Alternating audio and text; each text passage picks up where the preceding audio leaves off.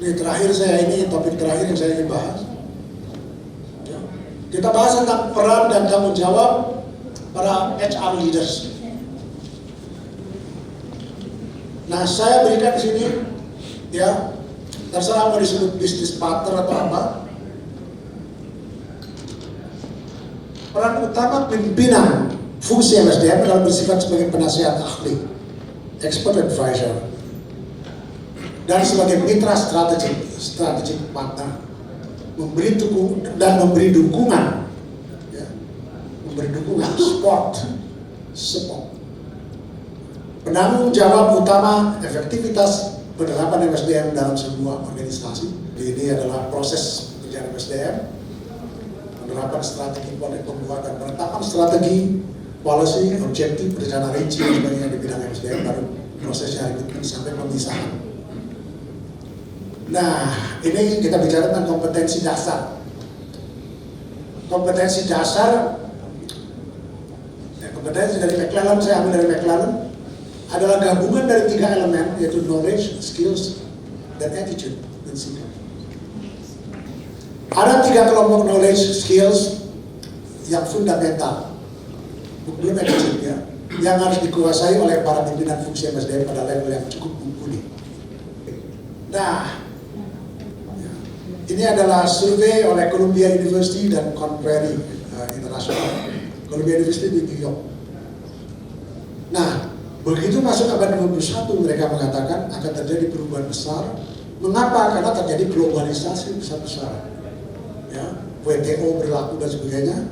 Maka pimpinan perusahaan, chief executive itu pertama harus corporate strategy nomor 1 tetap. Tapi yang kedua adalah human resource management. Mengapa? Karena akan sulit.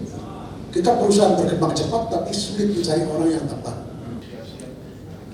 Konsekuensi dari perubahan peran pada tuntutan ini. Ya. Jadi yang tadi ada kita ini tiga ini sudah kita bahas, ya, psikologis, legal, teknis.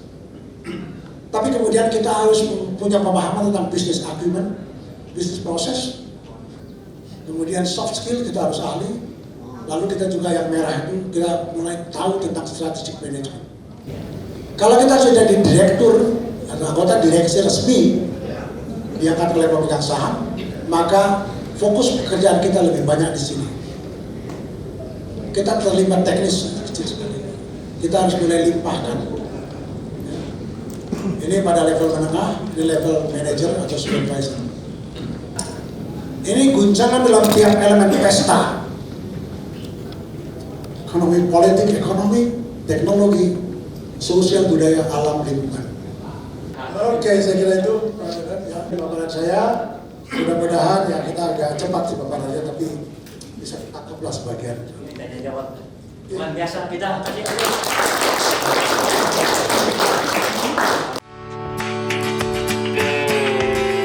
Di akhir kegiatan diadakan sesi tanya jawab yang dilontarkan oleh para peserta yang hadir di kegiatan ini.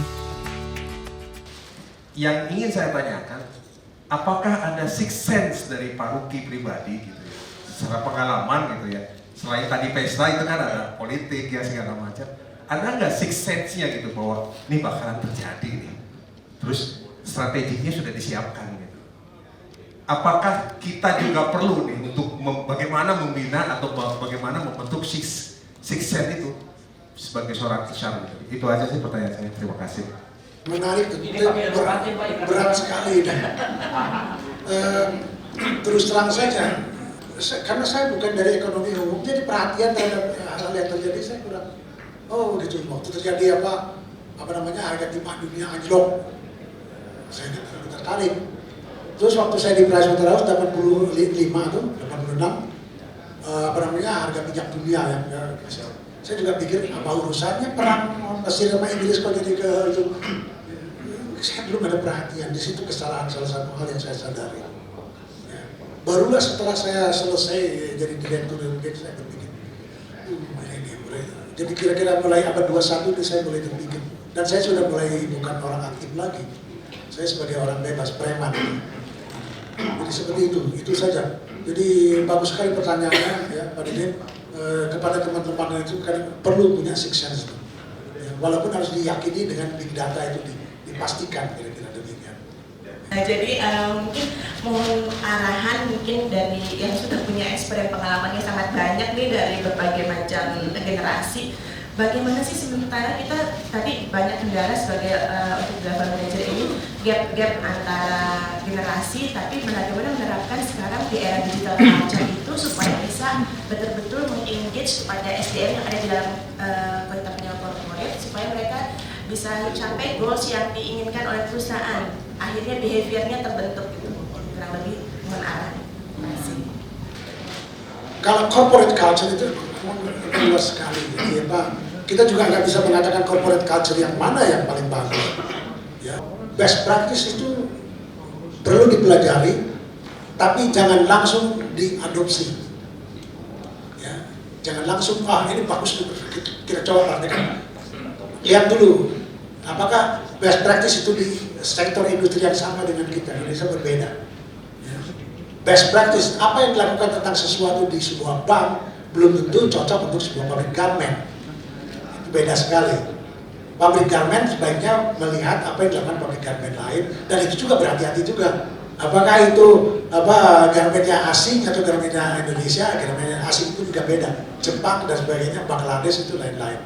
Ya, jadi best practice menarik untuk pelajari, tetapi jangan langsung dicopot pakai terapkan di perusahaan kita. Nggak bisa, belum tentu. Di era ini, HR leaders harus memiliki kemampuan untuk beradaptasi dengan cepat, mengelola talenta digital, dan membangun budaya kerja yang adaptif dan inovatif. Asosiasi Profesi PMSM atau Perhimpunan Manajemen Sumber Daya Manusia Indonesia DPD Jawa Barat berkomitmen untuk mengembangkan dan meningkatkan kualitas profesionalisme para anggotanya melalui berbagai kegiatan seperti seminar, workshop, pelatihan, dan publikasi.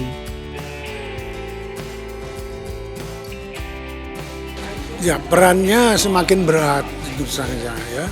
Jadi tetap dia harus berperan. Perannya yang utama adalah memastikan bahwa organisasi atau institusi, dalam konteks ini kita bicara tentang perusahaan, korporasi, tempatnya bekerja, ya, dia akan mampu merekrut SDM yang memenuhi persyaratan yang ditetapkan. Nah, kalau tidak mungkin memenuhi persyaratan mendapatkan SDM yang sudah siap pakai, maka para pimpinan fungsi MSDM ini, HR leaders ini harus merekrut yang belum siap, tapi kemudian juga harus menjadikan mereka siap. Ya. Nah, kemudian juga siap untuk menghadapi perubahan-perubahan yang akan makin sering terjadi. Itu yang utama.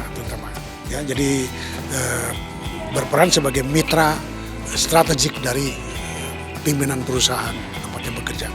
Ya, pimpinan dalam konteks ini saya bicara tentang perusahaan.